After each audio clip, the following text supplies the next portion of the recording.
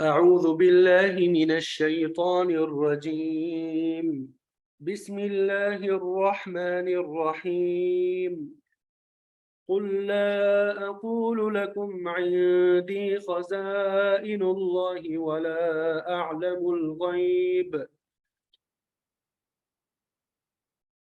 ولا أقول لكم إني ملك إن أتبع إلا ما يوحى إلي.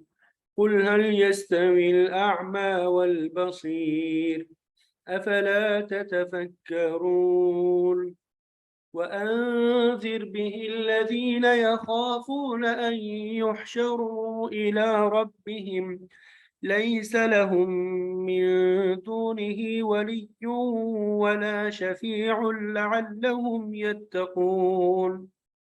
ولا تطرد الذين يدعون ربهم بالغداة والعشي يريدون وجهه ما عليك من حسابهم من شيء وما من حسابك عليهم من شيء فتطردهم فتكون من الظالمين. وكذلك فتنا بعضهم ببعض ليقولوا أهؤلاء من الله عليهم من بيننا أليس الله بأعلم بالشاكرين. وإذا جاءك الذين يؤمنون بآياتنا فقل سلام عليكم كتب ربكم على نفسه الرحمة أنه من عمل منكم سوءا بجهالة ثم تاب من بعده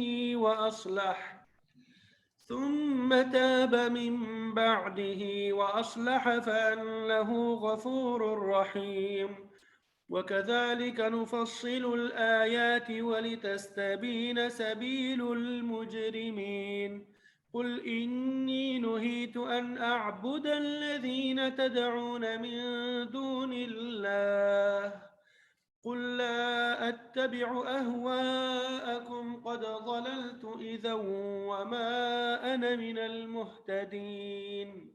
قل إني على بينة من ربي وكذبتم به ما عندي ما تستعجلون به إن الحكم إلا لله يقص الحق وهو خير الفاصلين. قل لو أن عندي ما تستعجلون به لقضي الأمر بيني وبينكم والله أعلم بالظالمين. صدق الله العظيم.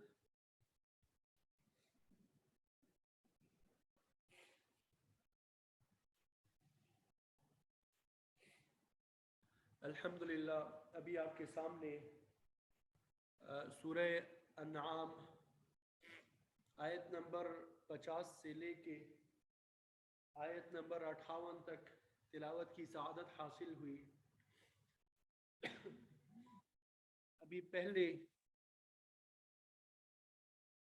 इन आयत का तर्जुमा पढ़ेंगे, फिर उसके बाद मुफस्सिरीन ने जो तफसीर बयान की है वो इंशाअल्लाह आपके सामने जिक्र करेंगे।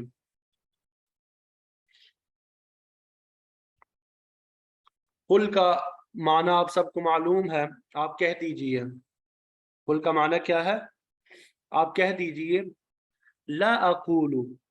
ला का माना नहीं, अकूलू मैं कहता हूँ, यानी नहीं, ये दोनों मिला के इसका तर्जुमा ला अकूलू मैं नहीं कहता, लकुम तुमसे या तुम्हारे लिए, इंदी इसका माना होता है मेरे पास, खज़ाइनुल्लाही अल्लाह के खजाने, खजाइन खजाने अल्लाही अल्लाह के, वला अअलमु और मैं नहीं जानता, वला अअलमु اور میں نہیں جانتا، جیسے لا اقول میں نہیں کہتا، اسی طرح لا اعلم میں نہیں جانتا الغیب غیب کی باتوں کو، ولا اقول دوبارہ یہی لفظ آ گیا، اور میں نہیں کہتا لکم تم سے انی یہ کہ بے شک میں ملک فرشتہ ہوں، ان اتبع ان کا ویسے ترجمہ ہوتا ہے اگر، ان کا ترجمہ اصل میں کیا ہوتا ہے اگر، لیکن اس کے بعد جب الا آ جائے تو پھر یہاں پہ پازیٹیو کے بجائے نیگیٹو کا ترجمہ کریں گے۔ ان اتبع یہ اگر لفظ ہے تو اس کا ترجمہ ویسے کرتے ہیں اگر میں اتباع کروں، اگر میں اتباع کروں، ٹھیک ہے، لیکن جب یہ الا اس کے بعد آ گیا تو اس کا ترجمہ کریں گے میں اتباع نہیں کرتا، پیروی نہیں کرتا، میں اتباع نہیں کرتا، پیروی نہیں کرتا، الا مگر ما وہ جو یوحا وحی کی جاتی ہے الیہ میری طرف، مگر وہ جو وحی کی جاتی ہے میری طرف۔ قل آپ کہہ دیجئے هل یستوی کیا برابر ہو سکتے ہیں الاعمى والبصیر نابینا اور دیکھنے والے، کیا نابینا اور دیکھنے والے یہ برابر ہو سکتے ہیں؟ قل هل يستوي الاعمى والبصیر کیا نابینا اور دیکھنے والے برابر ہو سکتے ہیں؟ افلا تتفکرون تو کیا تم غور و فکر نہیں کرتے، تو کیا تم غور و فکر نہیں کرتے؟ دوبارہ ترجمہ دیکھ لیجئے گا۔ قل لا اقول لكم عندي خزائن الله ولا اعلم الغیب ولا اقول لكم انی ملک، کہ پیغمبر علیہ السلام آپ ان سے فرما دیجئے، کہہ دیجئے کہ میں تم سے یہ نہیں کہتا کہ میرے پاس اللہ تعالیٰ کے خزانے ہیں، اور نہ ہی یہ کہتا ہوں کہ میں غیب کا علم رکھتا ہوں، اور نہ میں تم سے کہتا ہوں کہ میں فرشتہ ہوں۔ ان اتبع الا ما یوحى الی، میں تو صرف اس وحی کی پیروی کرتا ہوں جو میرے پاس بھیجی جاتی ہے۔ آپ فرما دیجئے کہ کیا نابینا اور بینا جو ہے دونوں برابر ہو سکتے ہیں؟ کیا تم غور و فکر نہیں کرتے؟ وَأَنذِرْ اور آپ ڈرا دیجئے بھی اس کے ذریعے سے، انذر نذیر سے ہے، ڈرانے کے معنی میں آپ ڈرا دیجئے اس کے ذریعے سے الذین وہ لوگ جو یخافون ڈرتے ہیں ان یہ کہ یحشروا وہ سب جمع کیے جائیں گے الی ربہم ان کے رب کی طرف، ان سب کو جمع کیا جائے گا ان کے رب کی طرف۔ لیس لہم لیس نہیں ہے لہم ان کے لیے من دونہ اس کے علاوہ ولی کوئی دوست ولا شفیع اور نہ ہی کوئی سفارش کرنے والا، لعلہم تاکہ وہ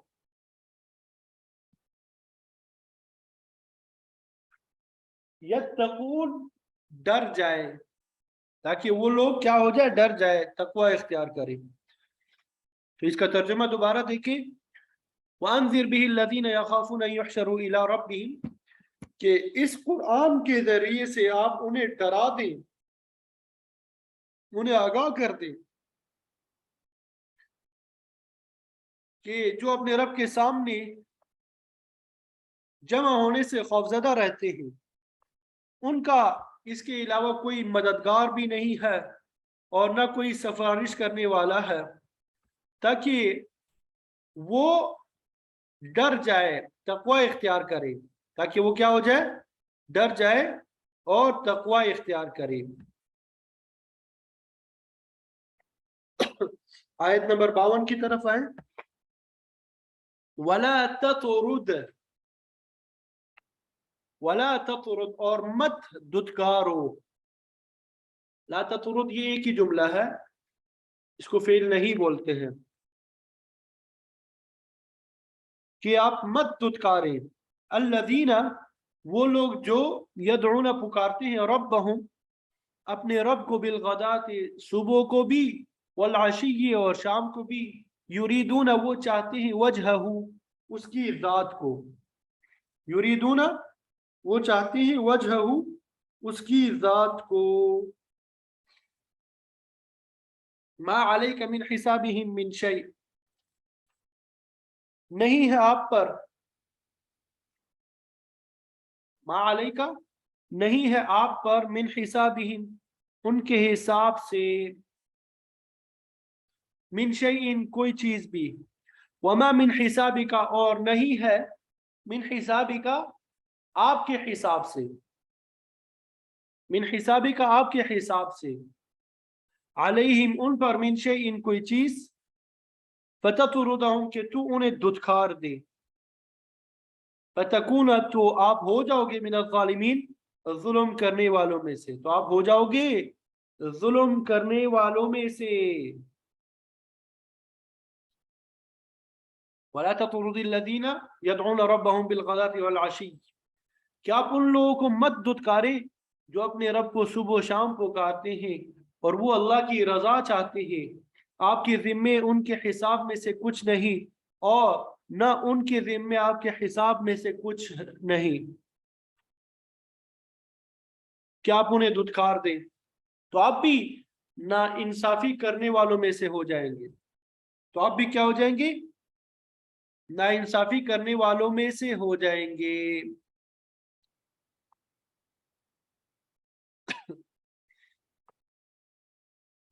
وَكَذَلِكَ اور اسی طرح فتننا ہم نے آزمایا بعضهم ان میں سے بعض کو بعض کے ذریعے لِيَقُولُوا تاکہ وہ کہیں أَهَؤُلَاءِ کیا یہی لوگ ہے من اللہ من کا معنی ہوتا ہے احسان کیا اللہ تعالیٰ نے علیہم ان پر من بیننا ہمارے درمیان میں سے الیس اللہ کیا نہیں ہے اللہ تعالیٰ بِأَعْلَمَ زیادہ جاننے والا بالشاکرین شکر گزاروں کو یعنی اسی طرح ہم نے ان میں سے بعض کو بعض کے ذریعے آزمایا تاکہ وہ کہیں کہ کیا یہی وہ لوگ ہیں جن پہ اللہ تعالیٰ نے ہم میں سے احسان فرمایا ہے کیا اللہ شکر گزاروں کو اچھی طرح نہیں جانتا وَإِذَا جَاءَكَ اور جب وہ آ جائے تیرے پاس کون الذین وہ لوگ جو یؤمنون ایمان لاتے ہیں بآیاتنا ہماری آیتوں پر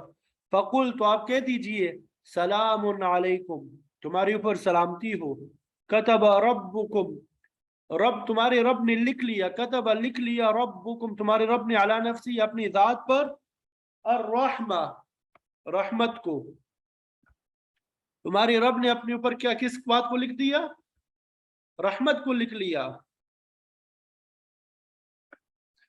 انہو من عمل بے شک جو کوئی عمل کرے منکم تم میں سے سوءن برا بجہالت نادانی سے یعنی تم میں سے جو بھی نادانی سے کوئی عمل کرے ثم تاب پھر توبہ کرے من بعد ہی اس کے بعد اس عمل کے بعد توبہ کر لی واصلح اور اپنی اصلاح کر لی فانہو پس بے شک وہ غفور بہت بخشنے والا رحیم نہایت مہربان ہے نہایت مہربان ہے یعنی جب آپ کے پاس ہماری آیتوں پہ ایمان لانے والے لوگ آئے تو آپ ان سے کہے کہ تم پر سلام ہو تمہارے رب نے اپنے اوپر مہربانی کرنے کو لازم قرار دیا کہ تم میں سے جو شخص نادانی میں برائی کا کوئی کام کر بیٹھے اور اس کے بعد پھر توبہ کر لے اور اپنی اصلاح کر لے تو بے شک وہ بہت بخشنے والا نہایت مہربان ہے وَكَذَلِكَ اور اسی طرح نفصل ہم تفصیل کرتے ہیں آیتوں کی الآیات آیتوں کی یعنی تفصیل سے بیان کرتے ہیں آیتوں کو وَلِتَسْتَبِينَ اور تاکہ کھل جائے سبیل المجرمین عادت مجرموں کی طریقہ راستہ مجرمین کا تاکہ مجرموں کی عادت کھل کر کیا ہو جائے سامنے آ جائے قل آپ کہہ دیجئے انی نہیتو بے شک نہیتو مجھے روکا گیا منع کیا گیا ان اعبدا کہ میں عبادت کروں، یہ کہ میں عبادت کروں، الذین وہ لوگ، تدعون جو تم کو پکارتے ہو، تم پکارتے ہو، من دون اللہ اللہ کے علاوہ، یعنی آپ صلی اللہ علیہ وسلم کو فرمایا جا رہا ہے کہ تم اللہ کو چھوڑ کے جنہیں پکارتے ہو، مجھے ان کی عبادت کرنے سے منع کیا گیا، روکا گیا۔ قل آپ کہہ دیجئے، لا اتبع اہواءکم میں پیروی نہیں کروں گا تمہارے خواہشات کی،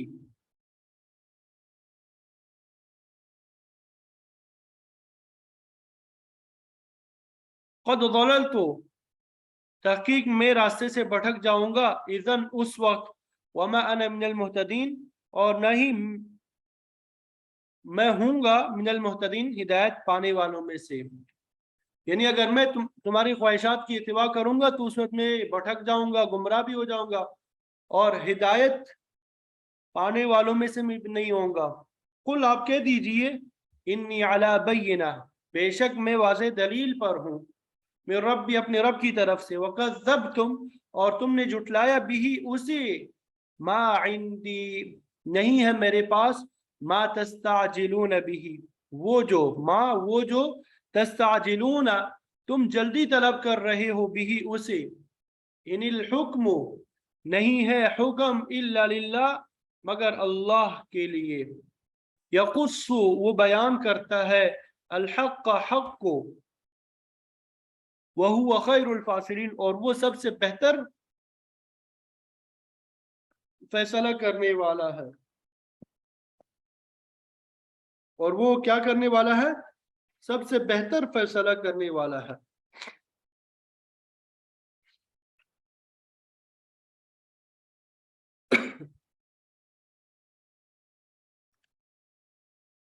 قل آپ کہہ دیجئے، لو ان اگر ہوتا عندی میرے پاس، ما وہ جو تستعجلون تم جلدی طلب کر رہے ہو بھی اسے، لقضی الامر البتہ قضیہ فیصلہ کر دیا جاتا، الامر معاملے کا، بینی میرے درمیان، و بینکم اور تمہارے درمیان، واللہ اور اللہ تعالی اعلم زیادہ جانتا ہے، بالظالمین ظلم کرنے والوں کو، اور اللہ تعالی ظلم کرنے والوں کو زیادہ جانتا ہے، اللہ تعالی ظلم کرنے والوں کو زیادہ جانتا ہے۔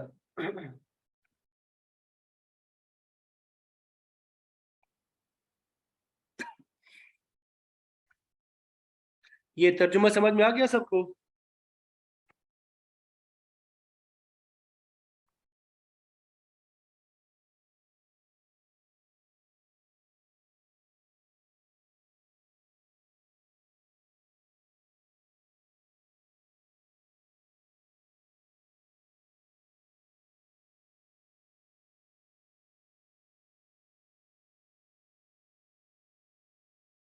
جی چلو الحمدللہ۔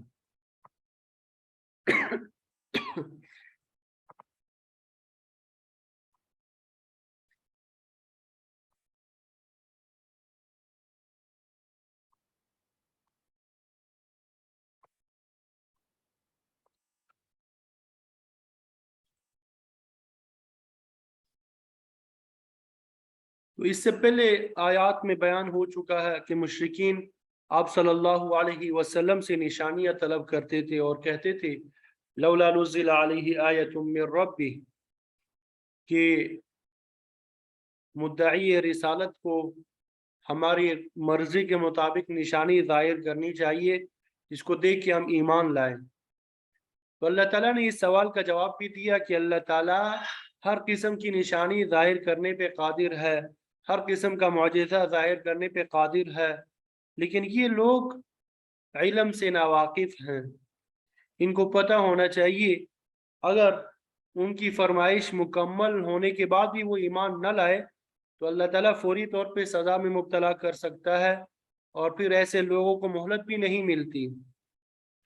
لیکن یہ بات اللہ تعالیٰ کی حکمت کے خلاف ہے کہ ہر مطلوبہ نشانی کو وہ نازل فرمائے۔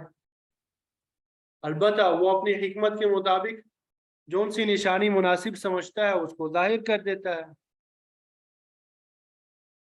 اس کے بعد اللہ تعالیٰ نے تمام انبیاء اور رسولوں کی حیثیت کو واضح فرمایا کہ وَمَا نُرْسِلُ الْمُرْسَلِينَ إِلَّا مُبَشِّرِينَ وَمُنذِرِينَ، کہ ہم جو رسولوں اور انبیاء کو بھیجتے ہیں وہ صرف خوشخبری سنانے والے اور ڈرانے والے، اور یہ بھی واضح کیا کہ جو شخص ایمان لائے گا، اپنی اصلاح کرے گا، نیکی کو اختیار کرے گا، وہ برائی سے بچ جائے گا۔ ایسے لوگوں پہ نہ خوف مسلط ہوگا اور نہ ہی وہ غمگین ہوں گے۔ اس کے برخلاف جو لوگ ہماری آیات کو جھٹلائیں گے انہیں ان کی نافرمانی کی وجہ سے عذاب پہنچے گا۔ تو بہرحال فرمایا کہ نشانیاں پیش کرنا اور رسولوں کے منصب میں داخل نہیں، البتہ اللہ تعالیٰ جب چاہتا ہے کسی رسول کے ہاتھ پہ کوئی نشانی ظاہر فرما دیتا ہے۔ تو آج کے سبق میں اللہ تعالیٰ نے منصب نبوت اور رسالت کی مزید وضاحت فرمائی کہ نبی اور رسول الوہیت کا دعویٰ نہیں کرتے اور نہ ہی فرمائش پوری کرنا ان کی ذمہ داری ہوتی ہے، بلکہ ہر نبی وہی کہتا ہے جو آپ صلی اللہ علیہ وسلم کی زبان سے اللہ تعالیٰ نے اس آیت میں کہلوائی۔ ہر نبی یہی کہتا ہے، یہ اعلان کرتا ہے کہ نہ تو وہ الوہیت کا دعوے دار ہے اور نہ ہی کسی خدائی صفت سے وہ متصف ہے۔ قل، آپ فرما دیجئے، کہہ دیجئے اے لوگو، لا اقول لکم عندی خزائن اللہ، کہ میں تم سے یہ نہیں کہتا کہ میرے پاس اللہ تعالیٰ کے خزانے ہیں، جس کو چاہوں دے دوں اور جس کو چاہوں محروم کر دوں۔ یہ میرے اختیار میں ہرگز نہیں ہے کہ کسی کو امیر بنا دوں اور کسی کو غریب بنا دوں۔ ایسا کہنا تو صراحتاً کفر اور شرک ہے۔ اس لیے اللہ تعالیٰ نے اپنے نبی کی زبان سے اس کی نفی کرا دی۔ دوسری جگہ موجود ہے کہ تمام قسم کے جو خزانے ہیں وہ اللہ تعالیٰ کے پاس ہے، جس کو جو چاہے عطا کر دے اور جس سے جو چاہے چھین لے۔ وَإِن مِّن شَيْءٍ إِلَّا عِندَنَا خَزَائِنُهُ وَمَا نُنَزِّلُهُ إِلَّا بِقَدَرٍ مَعْلُوم، کہ ہر چیز کے خزانے اسی کے پاس ہے، وہ اپنی حکمت اور مصلحت اور اندازے کے مطابق جتنا چاہتا ہے نازل فرماتا ہے۔ خزانہ پانی کا ہو، ہواؤں کا ہو، اس کی رحمت کا ہو، زحمت کا، سب اسی کے تصرف میں ہے۔ لہذا پیغمبر کو خزانوں کا مالک سمجھنا منصب نبوت کے خلاف ہے۔ اس آیت میں جو دوسری چیز آپ صلی اللہ علیہ وسلم کی زبان سے کہلوائی گئی وہ ہے لا اعلم الغیب، میں غیب نہیں جانتا، یہ میرے علم میں نہیں ہے کہ کسی کی موت کب واقع ہوگی، قیامت کب آئے گی، غیب کیا ہے۔ امام بیضاوی رحمۃ اللہ علیہ فرماتے ہیں کہ عربی زبان میں غیب جو ہے پست جگہ کو کہتے ہیں، اس سے مراد مخفی یا پوشیدہ چیز ہوتی ہے۔ قرآن مجید میں یہ اللہ تعالیٰ کی صفت مختصہ بیان کی گئی ہے کہ وہ عالم الغیب والشہادہ ہے، یعنی تمام پوشیدہ اور ظاہر چیزوں کو جاننے والا ہے۔ تو غیب اور شہادت کی یہ اصطلاح مخلوق کی نسبت ہے، مخلوق کی نسبت سے ہے، نہ کہ خالق کی نسبت سے۔ بعض چیزیں انسانوں کی نسبت سے اور بعض جنات کی نسبت سے غائب اور حاضر ہے، ورنہ اللہ تعالیٰ کی نسبت سے کوئی بھی چیز غائب نہیں ہے۔ امام بیضاوی رحمۃ اللہ علیہ فرماتے ہیں کہ غائب وہ چیز ہے جو جسے نہ حواس سے نہ عقل سے، یعنی 5 سینسز جو ہے، حواس سے مراد 5 سینسز سے، نہ عقل سے اور نہ کسی واسطے سے معلوم کیا جا سکے۔ تو چیزیں حواس ظاہرہ، باطنہ، غور و فکر یا کسی دوسرے ذریعے سے معلوم ہوں وہ غیب نہیں کہلاتی۔ بہت سی نامعلوم چیزیں غور و فکر کرنے سے سمجھ میں آ جاتی ہے، یہ علم غیب نہیں ہے۔ بعض چیزوں کو انسان ٹٹول کے، چکھ کر یا سونگھ کر معلوم کر لیتا ہے، بعض چیزیں دوسروں کی وساطت سے معلوم ہو جاتی ہے، تو انہیں غیب کا علم نہیں کہہ سکتے۔ علم غیب صرف وہ ہے جو بغیر کسی واسطے کے حاصل ہو، اور یہ صرف اللہ تعالیٰ کو حاصل ہے۔ باقی رہی یہ بات کہ انبیاء علیہم السلام کو جو وسیع علم حاصل ہوتا ہے اس کی کیا نوعیت ہے، فقہائے کرام فرماتے ہیں کہ انبیاء کرام علیہم السلام کو جو علم حاصل ہوتا ہے وہ یا تو وحی کے ذریعے ہوتا ہے یا الہام کے ذریعے سے۔ اسی طرح بعض اوقات اولیاء اللہ کو بھی الہام کے ذریعے بعض چیزوں کا علم ہو جاتا ہے، چونکہ یہ چیزیں کسی واسطے کے ذریعے سے حاصل ہوتی ہے، اس لیے غیب کی تعریف میں نہیں آتی، بلکہ یہ چیزیں اخبار غیب یعنی غیب کی خبریں ہیں۔ قرآن مجید میں اس کی کئی مثالیں موجود ہیں۔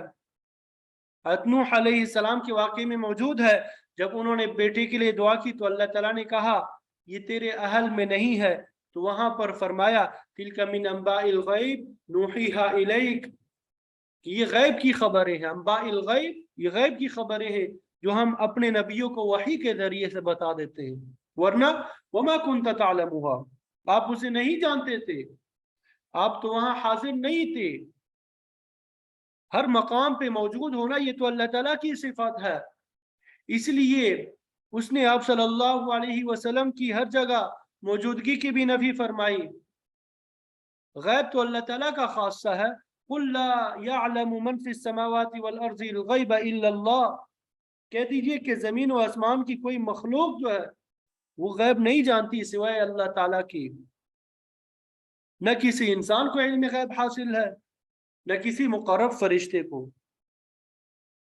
مفسرین فرماتے ہیں کہ یہ بات جو ہے بالکل متفق ہے، صحیح ہے کہ انبیاء علیہم السلام غیب نہیں جانتے، الا ما اعلمہم اللہ، سوائے اس کے کہ جتنا اللہ تعالیٰ نے ان کو سکھایا۔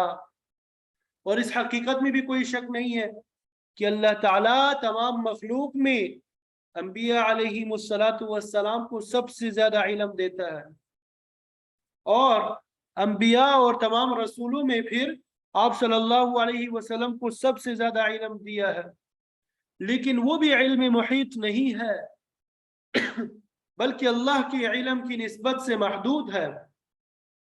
انبیاء تو صرف اتنا ہی جانتے ہیں جتنا اللہ تعالیٰ بتا دیتا ہے۔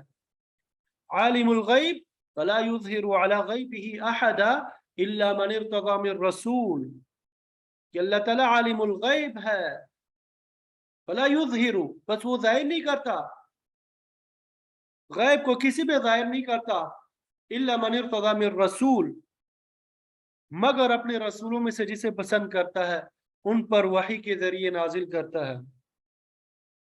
اللہ تعالیٰ اپنا کلام اور احکام وحی کے ذریعے نازل فرماتا ہے۔ امام شاہ ولی اللہ محدث دہلوی رحمۃ اللہ علیہ فرماتے ہیں کہ جو صفات اللہ تعالیٰ کی ذات کے ساتھ مختص ہے مخلوق سے ان کی نفی کرنا ضروری ہے۔ مثلا قدرت تامہ، مکمل قدرت، علم محیط، علم غیب، یہ صرف اللہ تعالیٰ کے ساتھ خاص ہے، تو باقی تمام مخلوق میں یہ چیزیں نہیں پائی جاتی۔ انبیاء علیہم السلام نے سینکڑوں گزشتہ اور آنے والی باتوں کی خبر دی جو اللہ تعالیٰ نے آپ کو بتلا دیا۔ آپ صلی اللہ علیہ وسلم نے کروڑوں جزیات بتلا دی، لیکن یہ سب کچھ کیسے ہوا؟ وحی الہی کے ذریعے معلوم ہوا، اس لیے اسے غیب نہیں کہہ سکتے، کیونکہ غیب تو وہ ہوتا ہے جو بغیر کسی واسطے سے حاصل ہو۔ یہ سب کے سب کیا؟ یہ تو وحی کے ذریعے سے حاصل ہوئے ہیں۔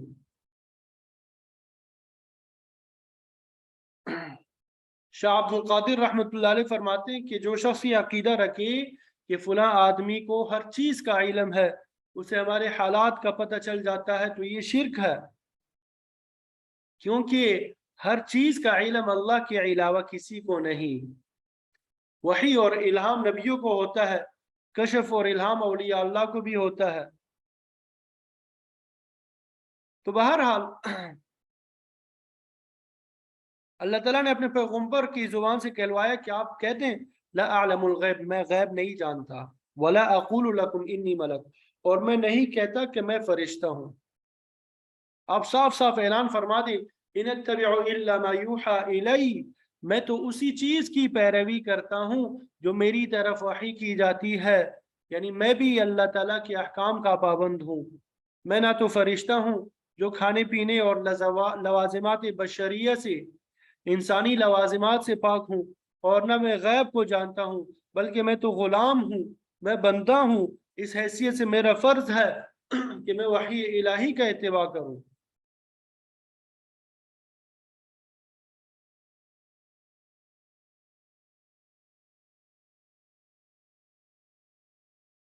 تو اس آیت میں اللہ تعالیٰ نے فرمایا کہ پیغمبر آپ کہہ دیں کہ میرے پاس اللہ کے خزانے نہیں ہیں، نہ میں غیب جانتا ہوں، اور نہ ہی میں اپنے آپ کو فرشتہ کہتا ہوں، بلکہ میرا فرض منصبی تو یہ ہے کہ میں وحی الہی کا اتباع کرتا ہوں۔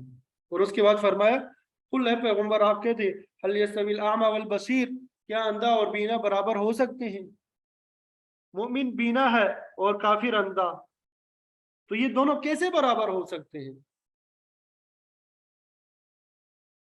مومن کامل درجے کی بصیرت رکھتا ہے، اور پھر نبی کو پوری نوع انسان میں کمال حاصل ہوتا ہے، اور اس کے برخلاف کفر اور شرک کا مرتکب اندھا ہے جو اندھیرے میں حیران پھر رہا ہے۔ آپ صلی اللہ علیہ وسلم نے ذکر الہی کرنے والے اور نہ کرنے والے کو حی اور میت سے تعبیر کیا ہے۔ مثل الذی یذکر اللہ کمثل الحی، جو آدمی اللہ کا ذکر کرتا ہے اس کی مثال زندہ کی ہے، اور جو ذکر نہیں کرتا اس کی مثال مردہ کی طرح ہے۔ تو جو ہدایت کے راستے پر ہے وہ بصیر ہے، اور جو گمراہی کے راستے پر ہے وہ اندھا ہے۔ تو اندھا اور بینا جو ہے کبھی برابر نہیں ہو سکتی۔ افلا تتفکرون، کیا تم اس بات میں غور و فکر نہیں کرتے؟ یہ اتنی واضح اور غیر مبہم چیز ہے کہ تھوڑا سا بھی آپ غور کریں گے تو حقیقت آشکارا ہو جائے گی۔ پھر آگے فرمایا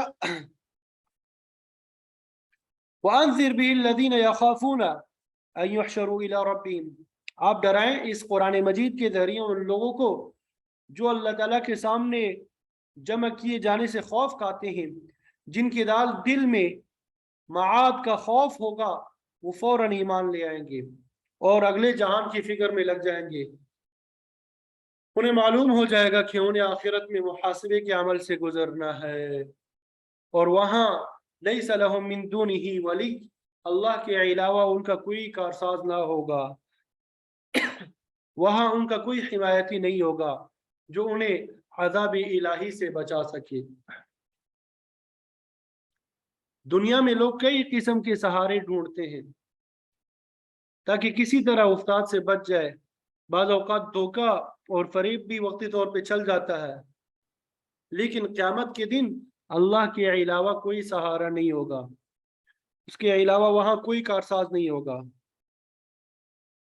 فرمایا اللہ کے علاوہ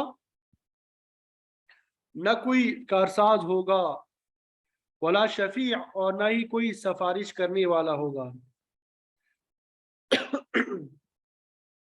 امام راضی رحمۃ اللہ علیہ فرماتے ہیں کہ اس سفارش سے وہ سفارش مراد ہے جس کے قائل مشرکین ہے، جو کہتے ہیں کہ ہمارا پیر، بزرگ یا معبود ہر حال میں ہمیں اللہ کے قہر سے بچا لے گا۔ تو یہاں پر اسی جبری اور قہری سفارش کی نفل کی گئی ہے۔ البتہ جو سفارش فرشتے، انبیاء اور نیک لوگ کریں گے وہ دوسری سفارش ہے، اور وہ اللہ تعالیٰ کی اجازت سے ہوگی۔ اللہ تعالیٰ نے صاف فرما دیا من ذا الذی یشفع عنده الا باذنہ، کہ کون ہے جو اس کی اجازت کے بغیر اس کے سامنے کوئی سفارش کرنے کی جرت کر سکے۔ لیکن یہودیوں کا عقیدہ ہے کہ ہم جو چاہیں کرتے رہیں، حضرت ابراہیم علیہ السلام بچا لیں گے، وہ جنت کے دروازے پہ کھڑے ہوں گے، اور جس کا بھی ختنہ ہوا ہوگا اس کو جہنم سے بچا کے جنت میں داخل کر دیں گے۔ یہی لوگ آج ہمارے معاشرے میں اپنے پیروں کے متعلق رکھتے ہیں، جو کہ بالکل غلط ہے، باطل ہے۔ یہ شرکیہ سفارش ہے جس کی کوئی حقیقت نہیں ہے۔ قرآن مجید میں جگہ جگہ موجود ہے وَلَا يَشْفَعُونَ إِلَّا لِمَنِ ارْتَضَىٰ، کہ اللہ تعالیٰ جس شخص پہ راضی ہوگا، جس کا عقیدہ اللہ تعالیٰ کو پسند ہوگا، جس کا ایمان صحیح ہوگا، سفارش کی اجازت اسی کو ملے گی۔ انبیاء اولیاء اہل ایمان کو اللہ تعالیٰ سفارش کی اجازت دیں گے. جو کامل الایمان آدمی اللہ کی راہ میں شہید ہوتا ہے اس کے متعلق روایات میں آتا ہے کہ 70 آدمیوں کی سفارش کر کے اللہ تعالیٰ سے بخشوا لے گا. تو یہی اصل سفارش ہے جس کی اللہ تعالیٰ خود اجازت دیں گے. فرمایا آپ ان لوگوں کو اس قرآن مجید کے ذریعے ڈرا دیں کہ محاسبے کا وقت آنے والا ہے، اس سے پہلے اپنے ایمان کو درست کر لو، لعلہم یتقون، تاکہ وہ اللہ کے عذاب سے بچ جائے. اگر بات ان کی سمجھ میں آ گئی تو پھر یہ برے اعتقاد اور معاصی سے بھی بچ جائیں گے اور شکوک و شبہات میں مبتلا نہیں ہوں گے. ان کا ایمان بالکل راسخ ہو جائے گا اور وہ کامل درجے کے متقی بن جائیں گے.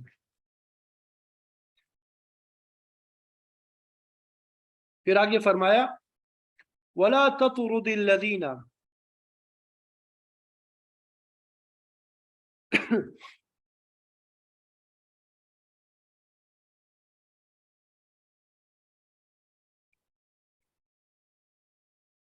اللہ اکبر.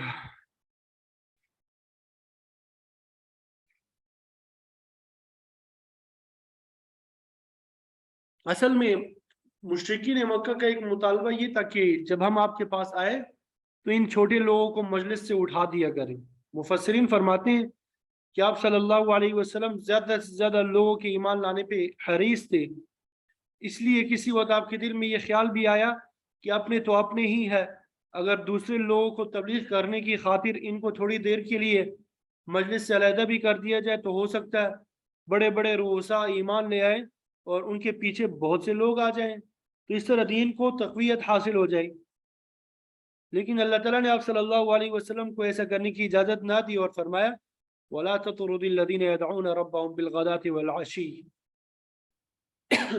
کہ آپ ان لوگوں کو نہ دکھیلیں نہ دھتکاریں، یعنی اپنے آپ سے دور نہ کریں جو صبح و شام اپنے رب کو پکارتے ہیں. اللہ تعالیٰ کی وحدانیت پہ ان کا مکمل ایمان ہے اور وہ انتہائی خلوص کے ساتھ اپنے رب کی عبادت کرتے ہیں، اور وہ کیا چاہتے ہیں یریدون وجہ، اللہ کے رضا کے طالب ہے.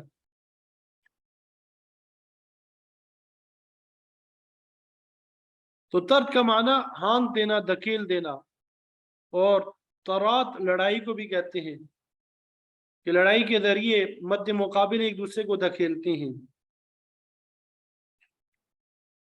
ما علیک من حسابہم من شیء، آپ پر ان کے حساب کے متعلق کوئی ذمہ داری نہیں ہے، ان کا حساب تو خود اللہ تعالیٰ لے گا کہ یہ لوگ اس کے ہاں کس حیثیت اور مرتبے کے لوگ ہیں. وما من حسابک علیہم من شیء، اور نہ آپ کا حساب ان سے لیا جائے گا.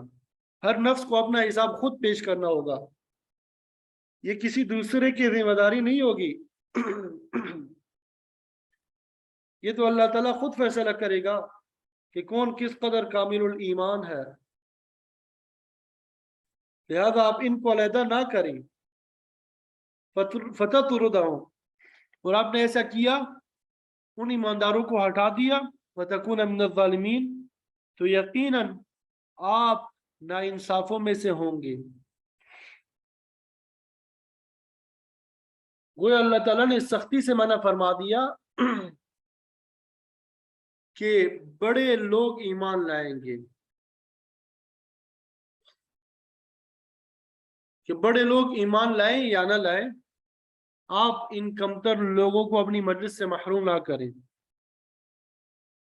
حضرت تھانوی صاحب رحمۃ اللہ علیہ فرماتے ہیں کہ حب مال اور حب منصب، مال کی محبت اور مرتبے کی محبت، یہ دو ایسی بیماریاں ہیں جو ایمان قبول کرنے میں ہمیشہ مانے رہی ہے. اس وجہ سے کہ اللہ تعالیٰ اور اس کے نبی پر ایمان لا کے اپنی چودراہٹ کو چھوڑنا پڑتا ہے. تو جو لوگ اپنی خود ساختہ بڑائی کو قربان کر کے مساوات کی سطح پہ نہیں آنا چاہتے، وہ کہتے ہیں کہ یہ لوگ ہم سے کمتر حیثیت رکھتے ہیں تو ہم ان کے ساتھ نہیں بیٹھ سکتے. تو اس طرح بڑے اور چھوٹے میں فرق کیا رہ گیا؟ اسی طرح مال اور دولت کی محبت بھی انسان کو خود غرضی کے راستے پہ ڈال دیتی ہے. یہی وجہ ہے کہ شریعت نے حد سے زیادہ مال کی محبت کو ناجائز قرار دیا. سورہ فجر میں موجود ہے तुहिब्बून अलमाल हुब्बन जम्मा, कि तुम जी भर कर माल से मोहब्बत करते हो, ये मोहब्बत तुम्हें तबाह करके छोड़ेगी।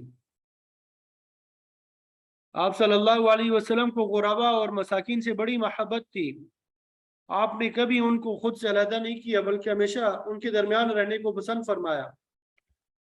चुनांचे आप हमेशा दुआ किया करते थे, अल्लाहुम्मा अहयिनी मिस्कीना व अमितनी मिस्कीना वहशुरनी फी जुमरतिल मसाकीन, कि ए अल्लाह मुझे जिंदा रख तू मसाकीन के दरमियान, और जब मौत दे तो भी मस्कीनी की हालत में, और मेरा हशर भी उन्हीं के साथ कर दे। आपने ये भी दुआ की, वर्ज़ुक़नी हुब्बल मसाकीन, ए अल्लाह मुझे मस्कीनों की मोहब्बत अता कर। गुरबा और मसाकिन अहलुल्लाह के मुतालिक सूरह कहफ में भी ऐसे ही अल्फाज आते हैं, वस्बिर नफ्सक मअल्लज़ीना यदऊना रब्बहुम बिलगदाति वल अशी युरीदून वजहा, कि जो लोग सुबह शाम अपने रब को पुकारते हैं और उसकी खुशनुदी चाहते हैं, आप उनके साथ सब्र करते रहें। वला तादु ऐनाका अन्हुम, और आप उनसे सर पे नजर ना करें, बल्कि उन पर शफकत की निगाह रखें। फिर आगे फरमाया, वकज़ालिका फतन्ना बअदहुम बिबअद, इसी तरह हमने आजमाया है बास को बास के जरिए, यानी बाज आदमियों को हमने माल दौलत और हुकूमत दे के आजमाया कि अपने मातहत और कमतर लोगों के साथ कैसा सलूक करते हैं, उनको हकीर समझ के हकारत आमिज सलूक करते हैं या उनका एहतराम करते हैं और खुशदली से पेश आते हैं। इसी तरह मसाकीन को तंगदस्ती में मुब्तला करके आजमाया। सूरह फुरकान में मौजूद है, वजअलना बअदकुम लिबअदिन फितना, कि हमने तुम्हारे बास को बास के लिए आजमाइश बनाया। मकसद ये कि अतस्बिरुन, क्या तुम सब्र करते हो। मकसद ये कि गुरबा को गुर्बत में मुब्तला करके आजमाया है कि आया ये उमरा की अमारत देखने के बावजूद सब्र करते हैं। वकान रब्बुका बसीरा, तेरा रब जो है वो तो हर चीज को देख रहा है। वो अमीर को दौलत दे के आजमाता है कि मसाकिन के साथ कैसा सलूक करते हैं, और गरीब को गुर्बत दे के आजमाता है ये किस हद तक सब्र करता है। लेकिन अफसोस कि इस आजमाइश में दोनों तबके नाकाम रहे हैं। न तो अमीर गरीबों का ख्याल रखते हैं, और न ही मसाकिन जो है सब्र से काम लेते हैं। अल्लाहु अकबर। फिर आगे फरमाया, अल्लाह ताला ने दौलतमंदों को दौलत दे के आजमाया है, लियकूलू, ताकि वो गुरूर में आके कहें, अहाउला इमन्नल्लाहु अलैहिम मिन बैनिना, कि यह वही लोग हैं जिनका दावा है कि अल्लाह ताला ने उन पे एहसान किया है। क्या यही मफलूकुल हाल लोग जन्नत के मालिक है, जिनके पास न रहने को मकान, न खाने को खुराक, न पहनने को कपड़ा है। गरीबों की हंसी उड़ाते थे कि देखो ये हूरों के खावन जा रहे हैं। ये लोग मालो दौलत पे मगरूर थे, इसलिए गरीबों के साथ ऐसा सलूक करते थे। और उधर गुरबा और मसाकिन की तरफ इशारा करके फरमाया, अलैहिस्सल्लाहु बिअअलम बिश्शाकिरीन, क्या अल्लाह ताला शुक्रगुजारों को नहीं जानता।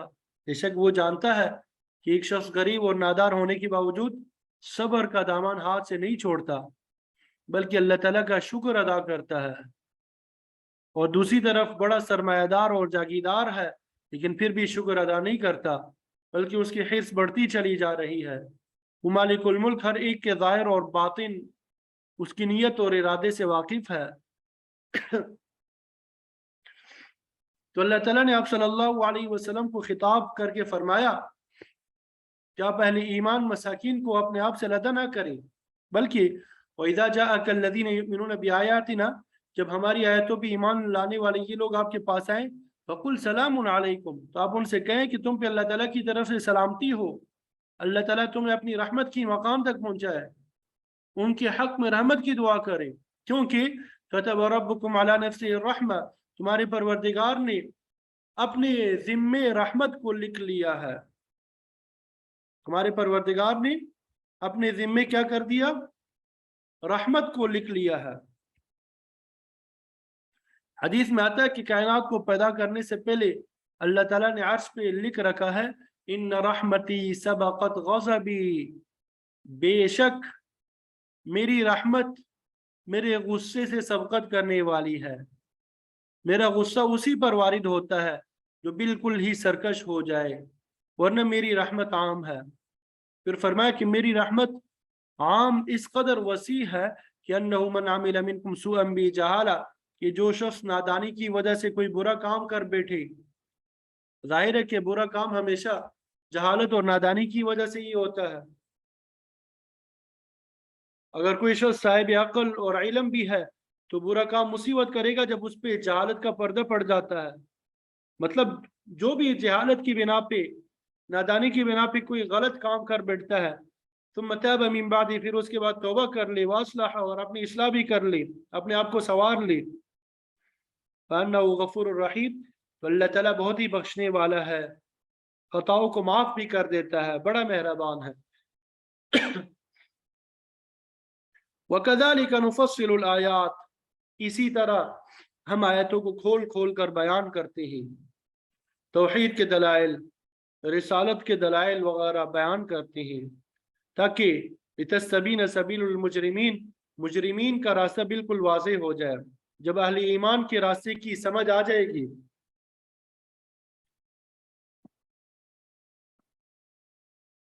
जब अहले ईमान के रास्ते की समझ आ जाएगी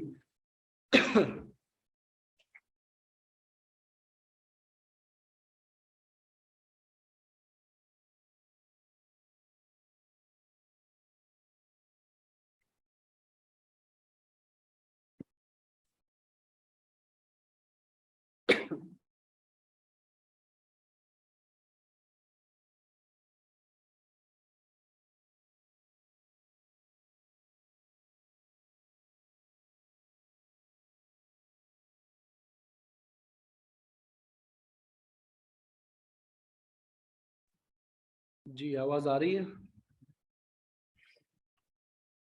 वलितस्तबीन सबीलुल मुजरिमीन, यहाँ तक हमने कर लिया था ताकि मुजरिमीन का रास्ता बिल्कुल वाज़ेह हो जाए।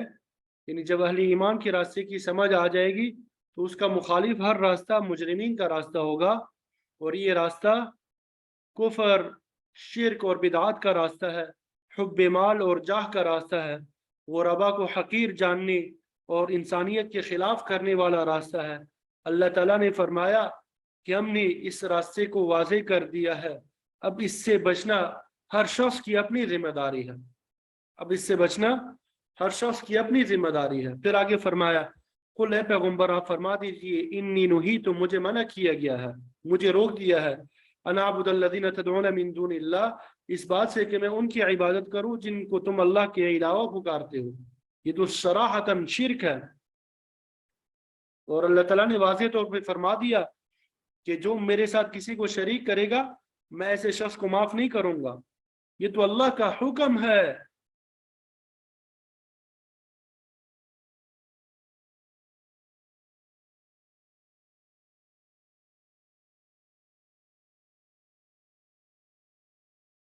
फिर आगे फरमाया, कुल ला अत्तबिउ अहवाअकुम, आप कह दीजिए मैं तुम्हारी ख्वाहिशात की पैरवी नहीं कर सकता। इस जुमले से मालूम होता है कि शिर्क ख्वाहिशात नफसानिया पे मबनू होता है, और तमाम शिरकिया रसूम और बिदआत इसी नफ्स परस्ती की पैदावार है। इसीलिए अल्लाह ताला ने आप सल्लल्लाहु अलैहि वसल्लम की जुबान से कहलवाया कि मैं तुम्हारी बेहुदा ख्वाहिशात के पीछे नहीं लग सकता। सूरह फुरकान में भी मौजूद है, अराअयत मन इत्तखज़ इलाहहु हवा, क्या आपने उस शख्स को देखा है जिसने अपनी ख्वाहिश को माबूद बना रखा है। किसी ने ईसा अलैहिस्सलाम को माबूद बना लिया, किसी ने पत्थर को मान लिया, किसी ने किसी खबर वाले को, किसी ने जीन भूत और फरिश्ते को अपना माबूद बना लिया। तौहीद की बुनियाद फितरत सलीमा, आक़ल सलीम और वही इलाही पर है, जबकि शिर्क की बुनियाद ख्वाहिशात नफसानिया पर है। इसीलिए फरमाया अल्लाह ताला ने कि आप कहते हैं मैं तुम्हारी ख्वाहिशात की पैरवी नहीं कर सकता, क्योंकि अगर मैंने ऐसा किया क़द ज़ललतु, तो मैं बहक जाऊंगा, गुमराह हो जाऊंगा, असल रास्ते से हट जाऊंगा। इज़न वमा अना मिनल मुहतदीन, और ऐसी सूरत में मैं हिदायत याफ्ता लोगों में नहीं रहूंगा। یعنی اگر خدا کا معصوم نبی ہی مشرکانہ رسوم اور بدعات کو اپنانے لگی تو پھر ہدایت اور گمراہی میں کیا فرق رہ گیا؟ ہم تو ہدایت کے راستے پر ہے جو وحی الہی پہ مبنی ہے، جس کی گواہی اللہ تعالیٰ کی تعلیم دیتی ہے، فطرت سلیمہ اور عقل سلیم بھی دیتی ہے۔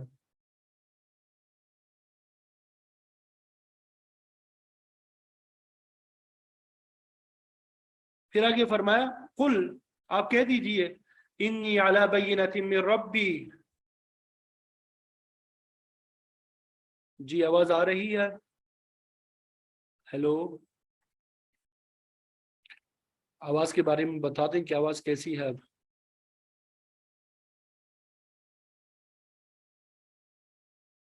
جی آواز آ رہی ہے اب کہ نہیں؟